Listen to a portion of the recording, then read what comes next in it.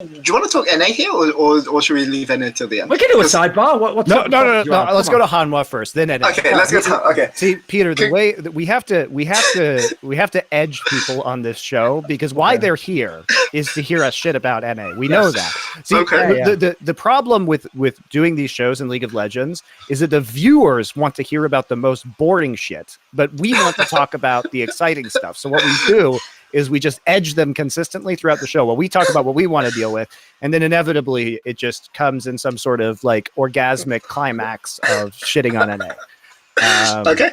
So but we gotta keep it going. Here's where I want to start the Hanwha Live topic, though. So the entire premise of Hanwha, it's actually what Atlas, when we were doing the pre-play-ins tournament, sort of hyped, which was like, look, like he actually, by the way, at the time, Hanwha hadn't even qualified. He was basically saying, like, the reason I want Hanwha to make it 2 Worlds is because at least then you get to see Chovy play all the playing teams. You get to see him play, you know, the idea is at least the player that people are like, he's the unofficial best player in the world. At least you can watch him like style. You can see how good he individually is. Now, here's the problem, Peter. For some reason, even though I've watched loads of Chovy and he is fucking insanely good, like that's not an undeserved title.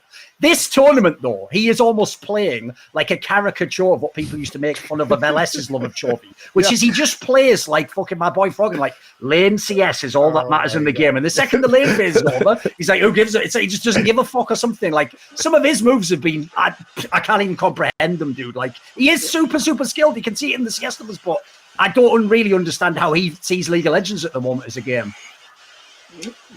I mean, it's been rough, right? Watching Hanwha. Like they look like they don't fully understand, or they don't want to play the map at all. And you know, Chovy has really impressive CS numbers. But you know, it makes you question if Fnatic were actually the real Fnatic, would Hanwha even have a win in this group? No, probably not. I mean, I expected Fnatic to be better than Hanwha. So I mean, I had very low. Look, before Worlds, I had low expectations of Hanwha, but I at least thought we'd get some pop-off Chovy performances. After play-ins, I abandoned even that. And we, you know, honestly, though, the most disappointing thing is that not only coming into groups, we expected Chovy to maybe not be that great, but in the game versus RNG, which despite all of the mistakes made by Hanwha, there was still a possibility, there was a glimmer of hope of winning.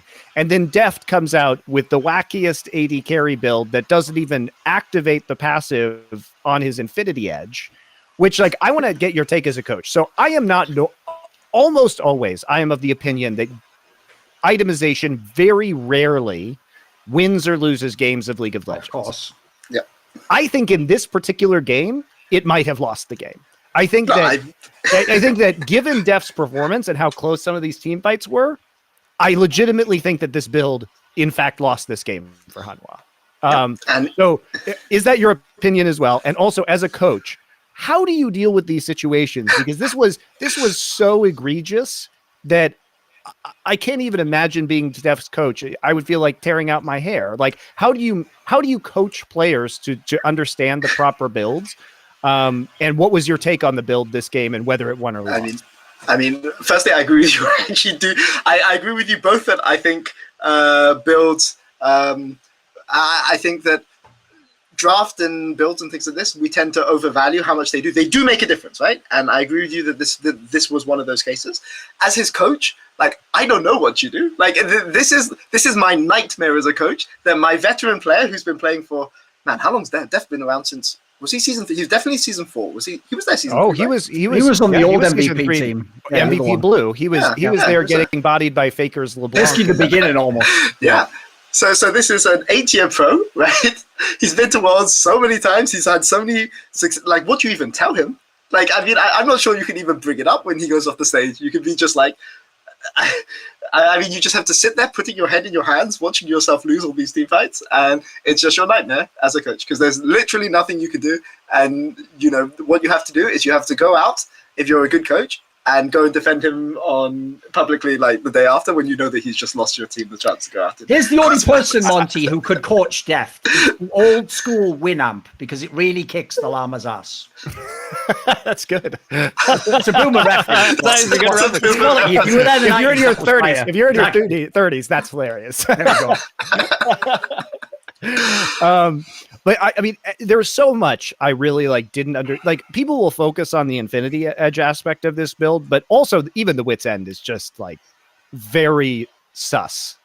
Because frankly, Deft should not be in a position where he is taking damage from the Ziggs in any kind of late game team fight, in my opinion. Yes. So even the Wit's End itself is a pretty big question mark. And in spite of all these problems, he still very nearly carried this game. And I think that had the build been slightly different, that this is a game that Hanwha wins. So again, you feel kind of robbed by Hanwha in some of these games. I think Morgan, to your point that you made earlier on the show, I mean, he hasn't been great, but he also hasn't been hard inting like people thought he might, which was a reasonable expectation, I think.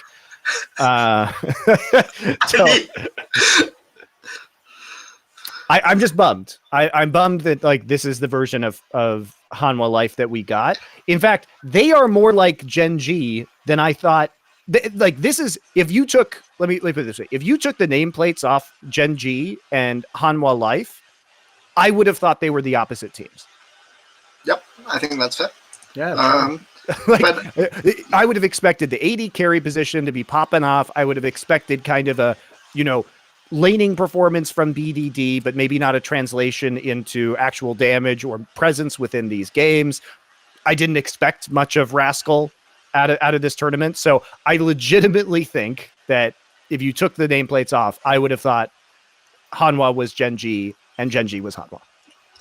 But there's a legitimate follow-up question to say about this, which is maybe Hanwha being this bad is actually a good thing long term, because there is a real chance this Worlds, with what we talked about with the European teams earlier, that 0 NA or EU teams make it out to groups. Yes. And if you had quarterfinals, one of the things that was always feared for why you wouldn't give Korean 4 teams at Worlds is that you would have a 4 Korean team semifinal. Right? Yes. Which people thought would just be the absolute worst thing on earth. They thought it would kill the viewership, etc. Yeah. I mean, it sounds great to me. Or Gen Autumn. The old joke, isn't it? But if you had a quarterfinals that had 4 Korean teams and 4 Chinese teams, I mean that could do really bad things to league's popularity. Only the Chinese consider the Taiwanese team a Chinese team, so put it out there. I mean, we can have 5 Chinese teams, 5 Chinese teams, 3 Korean teams. But I think that maybe Hanwha having in a way showing that these Korean teams are fallible is actually probably a good thing. So they're taking one for the team. And that's my only conclusion. I want to say this, by the way, as someone who one of the roles I've specialized in is Korean top laners. For obvious reasons, my old school favorite player was Flame, right? That has to be probably of any role in the history of the game. It even beats EU mid, considering how many champions you've had. That is the greatest lineage in the history of League of Legends, is Korean top laners who can be carry players. We're talking about the best players of all time. Yeah. Smeb, you go through the fucking list, even the Shy, all these names you had in there, Nagori now, Card, all of them are in there, right? The lineage is unreal. And then you get to 2021 and it's fuckers like the Morgan guy. What is this? How is he even in a team that took World? That's because Keen and Summit are trapped in shitty rosters. And then in Gen G, they're not even playing Rascal. They're playing some fucking guy who's what even is that? Basically bird app, just garbage, just like a Twitter or something, fucking dog shit player. Mate, down the list, it's when Kana is the fucking second best of the Korean team's top, you got problems, mate. He's supposed to be mid-tier. If he's one of the tops, it's this role has sort of gone to shit in Korea for some reason. And also, yes, some of the players are bizarrely trapped in some of the smaller teams and haven't really sort of positioned well. But I find that depressing. That used to be a role I could always rely Korea would come with straight fire players in. I hate what they did. They did a more major patch than usual between regular season and Worlds this year, which I think has shifted the meta. So maybe if this was the meta, some of those guys would have been at Worlds. If they'd had this patch, but they'd had this patch pre-playoffs. And it's, in a sense, I really hope that it doesn't turn out to be a top mid-jungle top meta after you spent all of this time over the year just making this 2021 being about jungle sport with a bit of exactly. So I think it's a shame. I also want to call out Xiaohu now because he feels like we were talking earlier about 2019 and Duan B kind of like lucking his way into a meta that actually really worked. Well, Xiaohu might be in exactly that situation right now, because there's no universe where I think that Xiaohu should be remotely competitive with some of the other top laners in this tournament. But I guess if he's just allowed to play center top, then I have to deal with that reality. Yeah. I mean, by the way, RNG, this is great for RNG. By the way, he definitely goes on that list as well, Peter. Like you were doing like for upset, like one of the best players not to have gone to Worlds. He's on the list of like best players never to win Worlds. So that would certainly be an interesting one if somehow fortuitously without Uzi he wins Worlds. It'd be a kind of bizarre career narrative if you think about it.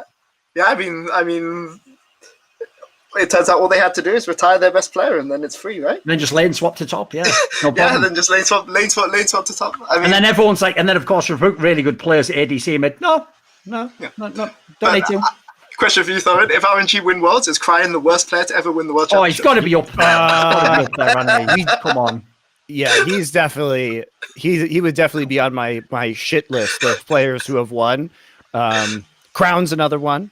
Yeah. Yep. I mean, we would have to have a very legitimate conversation as to whether Cryan or Crown is the worst mid laner to ever win the world championship. Crown just kind of coasting in, playing fucking Malzahar is just obscene. And also, it would basically prove Reckless's philosophy correct, that you can still win worlds even with all that crying. Very good. There we go. That gets a growth. It's all right. It's not bad. Yeah. I feel like I'm forgetting somebody. Balan. Maybe Balan's Balan is definitely a we're going all positions. Gimgoon is another one. Gimgoon is holy moly. Yeah, I mean. Yeah. Like, put it this way, I used to back in the day be considered harsh because at the time, remember, we're only talking like season 5, season 6. Obviously, I said famously that like Wolf is the most boosted player. Like Wolf, I take it all back, mate. I didn't know what history would fucking produce after that. You were still good at the role, for fuck's sake. Like you were playing the champions. Like some of these guys, like the Bowline one is mental. One, like his only champion was mega viable. 2, you play on a team with all killers, so you just get whatever you want in draft. And then 3, like mate, that's like one of those like mad fucking scenarios you hear about like back in the day in China where like, you know, the billionaire's son just gets to play in the game or something. That's like some shit like that. Like you have to take him with you. Like, no, but we need the team to come with. Like, yeah, I'll give you all the other players, but you got to take Paolan with you. Like, give me a break. How's this guy won? Meanwhile, you are some fucker like Mako Ming. You're sat there like, so I guess I'm just not good enough then. Yeah, this is cool. Yeah, the winner every year. Not me, of course. Never me. Brutal, isn't it? All right, so I think we've talked about some frauds, that historical frauds. I think that'll be a fun like post Worlds episode on this show. As we can break down the biggest frauds in Worlds history. Those names certainly all on the list. Yes. Want to see more cool, funny, interesting clips based on topics from my content? Well, subscribe to this channel then, or be a pleb and don't.